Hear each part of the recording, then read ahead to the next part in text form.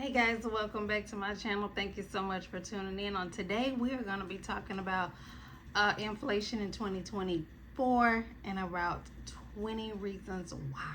You ready? Because I'm ready. Number one, supply chain disruptions.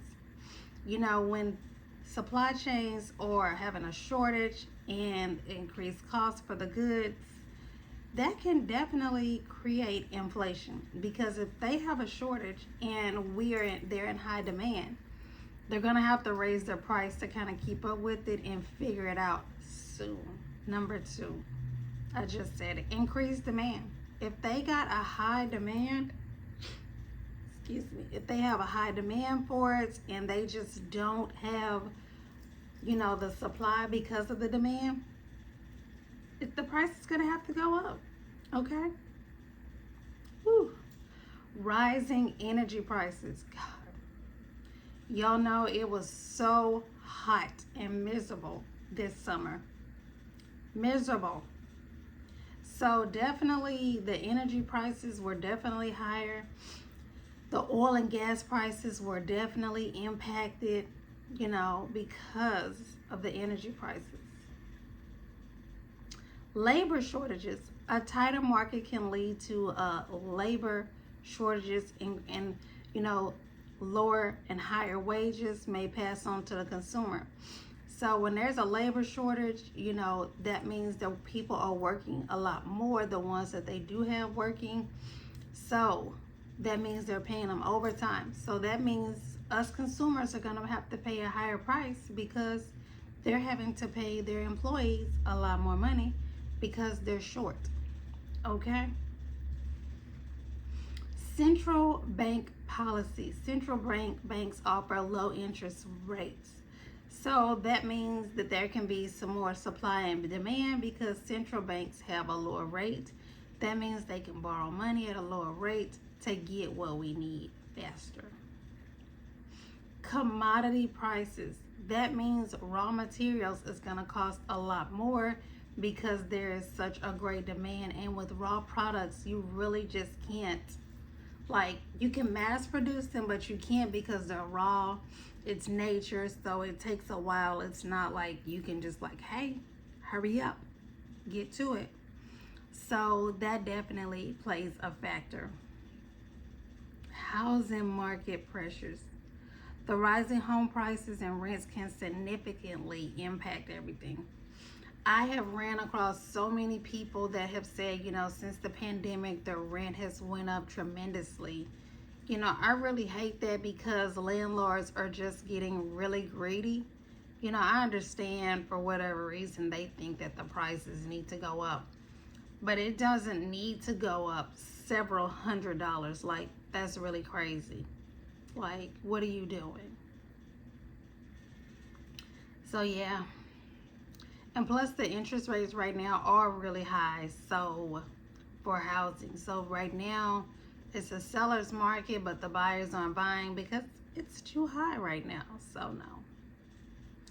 Government stimulus. The stimulus checks and other financial aids can increase disposable income, leading to higher inflation. Yeah, because once they give out those stimulus checks, what do? Go to Amazon, go to Target, go to Publix, Kroger's, Myers, and whomever else, and stimulate the economy, because there's going to always be a need. Always. So that's definitely how, the government can stimulate the economy.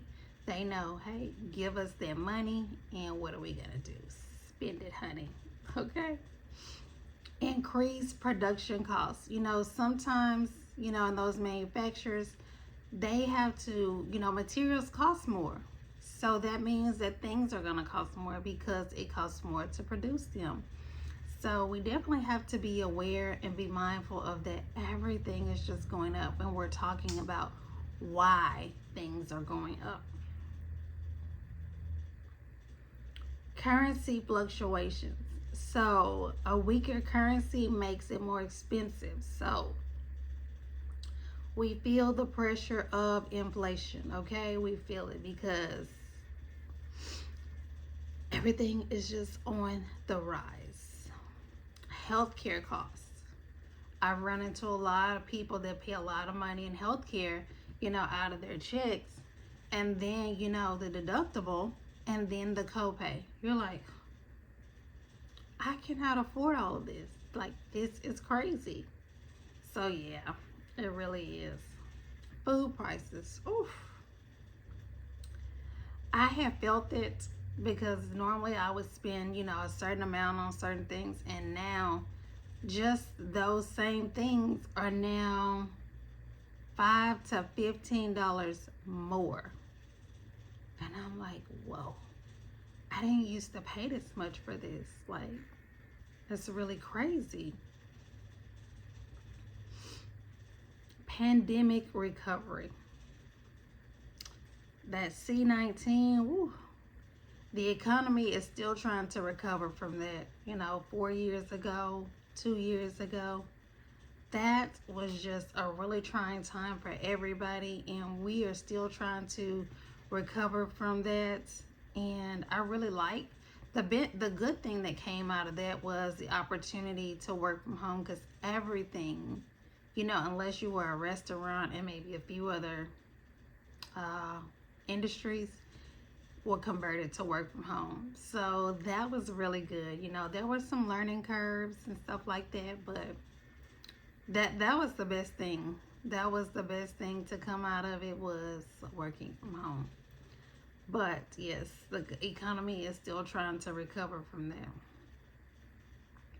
Technology changes. Yes, we can feel the changes. I mean, I saw on social media a Uber car, driving by itself, and it had some people in the back.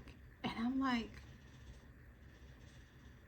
that is so dangerous. What if the car malfunctions, just like our cell phones, sometimes malfunctions. They overheat or turn off automatically. Like, that is just too dangerous. Yes, it's good for the company, not to have to pay people, but if something happens, not if, but when something happens to one of those cars, self-driving cars, you're going to have a lawsuit that's going to cost way more money than it would have to just pay the person, that was driving. They're thinking about themselves as a company, but you're not thinking about humans. You're just thinking about the bottom line for your company and how to save money. I do not agree with that. I do ride in Ubers, but if one show up for me with no driver, there's no going. There is not. So I won't officially get on my soapbox, but last but not least, global trade policies. They have definitely increased because other countries are still trying to recuperate from the economy, and then with the rise in prices, it's just really difficult, guys. Thank you so much for watching. Leave me some comments, some likes, and make sure you subscribe. I'll see you in the next one. Bye, guys.